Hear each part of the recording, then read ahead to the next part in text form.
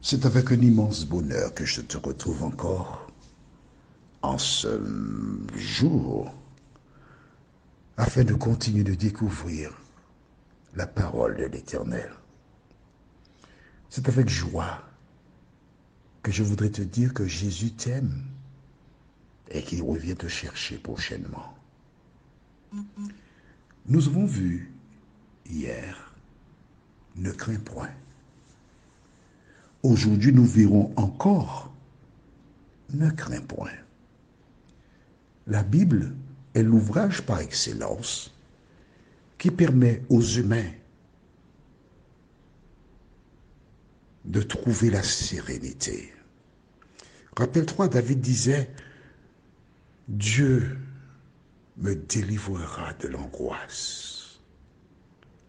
Et depuis quelques jours, et encore des jours à venir, nous retrouverons cette expression « ne crains point ».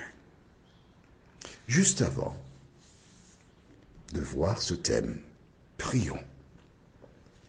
Notre Seigneur, notre Dieu, Saint-Esprit,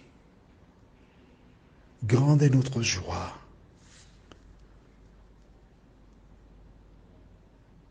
de nous confier une fois de plus à ta divine direction. Merci de continuer de nous éclairer. Merci de continuer de nous porter dans tes bras et de nous donner l'information nécessaire pour notre survie. Merci Seigneur de nous entendre et de nous guider, nous t'avons prié. Au nom de Jésus et pour ta gloire éternelle. Amen. La crainte, c'est quelque chose et quand je lis ce verset et d'autres, ça me fait penser à une expérience que j'ai vécue quand j'étais enfant. J'avais peur des masques de carnaval. À l'époque, les masques, ils étaient vraiment effrayants. Et parfois, pour mettre un peu de sauce, dès que le carnavalier avait mis le masque, il faisait coucou, coucou. Et dès qu'on entendait ça, on savait que c'était un masque de carnaval.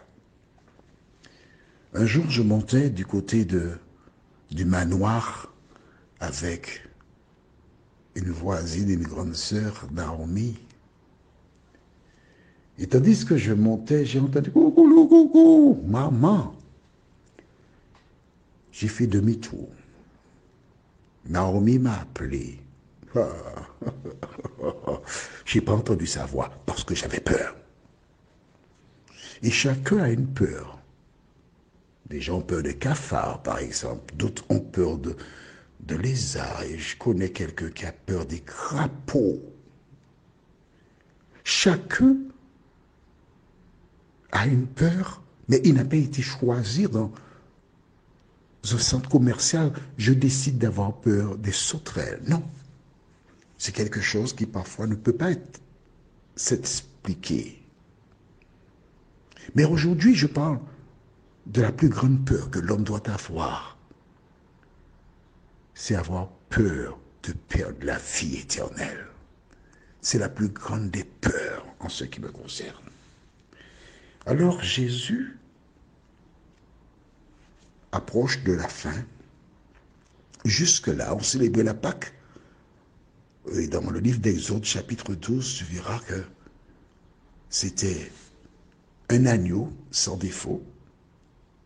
On devait juste le tuer, récupérer le sang et le placer sur les linteaux des portes. Ensuite, le rôtir avec les intérieurs, c'est-à-dire les intestins, le foie, etc. Et lorsqu'on avait consommé l'animal, on devait le brûler. Avec cela, il y avait ce qu'on appelle des pains sans levain, qu'on appelle aujourd'hui des biscuits salés, et des herbes amères. Les herbes représentaient les années de souffrance passées en Égypte.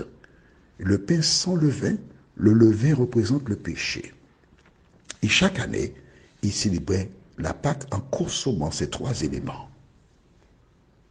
Mais pour la dernière Pâque, Jésus va instaurer quelque chose de nouveau. C'est-à-dire, il va laver les pieds des disciples, ensuite les sécher, et ensuite présenter le pain qu'il va rompre après avoir prié, puis le jus de raisin qu'on appelle le vin, après avoir prié, il dira pour les deux, mangeons-en tous, buvons-en tous. D'accord. Et c'est ça la nouvelle Pâque. Pourquoi? Parce que cette Pâque représente la fin de la loi cérémonielle. Attention, il y a la loi morale et la loi cérémonielle. La loi cérémonielle, c'était l'animal qu'on devait immoler, qui représentait Jésus. Voilà pourquoi lorsque Abel a offert un agneau, Dieu a exaucé. Et Caïn qui a offert ce qu'il voulait, des fruits, des légumes. Alors plusieurs personnes se font l'avocat du diable en disant oui, mais il était agriculteur et ne pouvait pas faire autrement. C'est faux. Tout ce que Caïn avait à faire, c'était de faire du troc. Donner des fruits, des légumes à Abel contre un animal. À travers son geste, il t'essuie en te disant que quel que soit ce que tu donnes à Dieu, ce n'est pas ce que toi tu as envie de faire, mais ce que dit la parole. Voilà pourquoi beaucoup de personnes seront perdues au retour de Jésus, parce qu'elles auront donné ce qu'elles voulaient. Mais le projet, ce n'est pas de donner ce que l'on veut, mais bien ce que Dieu a demandé. Alors lisons dans le livre de Jean chapitre 12, les versets 12 à 15. Le lendemain, la grande foule venue pour la fête apprit que Jésus arrivait à Jérusalem. Les gens prirent des branches de palmier et sortirent à sa rencontre. Ils criaient « Hosanna ! Béni soit celui qui vient au nom du Seigneur. Béni soit le roi d'Israël. » Jésus, trouvant un petit âne, s'assit dessus, comme il est écrit, « Ne crains pas, fille de Sion, voici ton roi qui vient, assis sur le petit d'une ânesse. Ne crains point. » Les enfants d'Israël souffraient parce qu'ils étaient assujettis aux Romains qui abusaient. Mais inlassablement, ils se répétaient. Inlassablement, ils croyaient que Dieu enverrait le Messie pour les délivrer.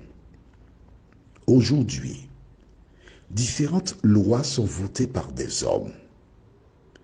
Des changements spectaculaires ont lieu. Mais celles et ceux qui lisent la parole savent que Jésus nous dit « Ne crains point ». Voilà pourquoi je ne crains pas. Voilà pourquoi je crois qu'un jour, mes yeux verront Jésus. Et c'est parce que j'ai cette conviction que le Saint-Esprit m'utilise pour partager la parole avec toi, afin que tu réalises que ce monde va vers sa fin. Mais bientôt, nous foulerons les parvis de la nouvelle Jérusalem pour vivre éternellement avec notre Sauveur. Veux-tu y être? Alors, ne crains point. Applique la parole dans ta vie. Prions. Notre Seigneur, notre Dieu, Saint-Esprit, merci de nous aider à croire que tu nous accompagnes. Merci pour la puissance qui vient d'en haut. Merci parce qu'en toi, nous avons la vie éternelle. De nous aider jour après jour à continuer notre pèlerinage et à vivre en toi et pour toi, nous t'en prions. Au nom de Jésus, pour ta gloire éternelle. Amen. N'oublie pas, Dieu te dit, ne crains point. Fais-lui confiance. Je te souhaite une bonne journée, en attendant qu'on se retrouve demain, si Dieu nous prête vie.